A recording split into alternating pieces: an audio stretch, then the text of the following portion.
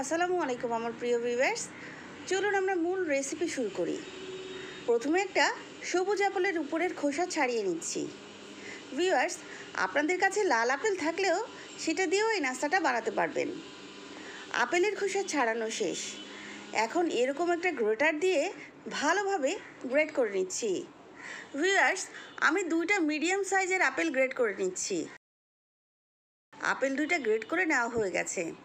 এখন এর মধ্যে দিয়ে দিচ্ছি 1/3 কাপ পরিমাণ চিনি, 1 চা চামচ বেকিং পাউডার, 1 কাপ ময়দা, 1 টেবিল চামচ তেল।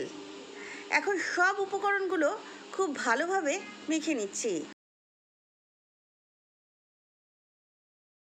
সব উপকরণগুলো আপেলের সাথে মেখে নেওয়া হয়ে গেছে। এরকম একটা নরম ডো হবে। এখন একটা পাইপিং ব্যাগে ডো ঢেলে নিচ্ছি। ডো ঢালা হয়ে গেছে। এখন ব্যাগের এক কোণা কেটে অল্প অল্প করে আগে থেকে গরম করে রাখা তেলের মধ্যে এভাবে ছেড়ে দিচ্ছি। আপনারা চাইলে হাত দিয়েও ডো থেকে অল্প অল্প করে নিয়ে তেলের মধ্যে ছেড়ে দিতে পারেন। এই সময় চুলার আঁচ অল্প রাখতে হবে, না হলে খুব তাড়াতাড়ি উপরের অংশ পুড়ে যাবে। এবার ঘন ঘন নেড়ে বাদামি করে ভেজে নিচ্ছি।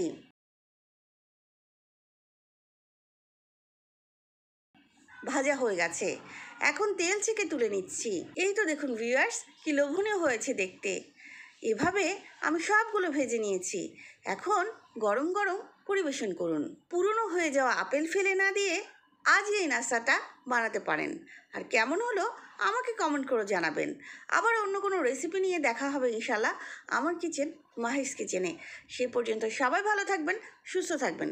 আল্লাহ হাফেজ।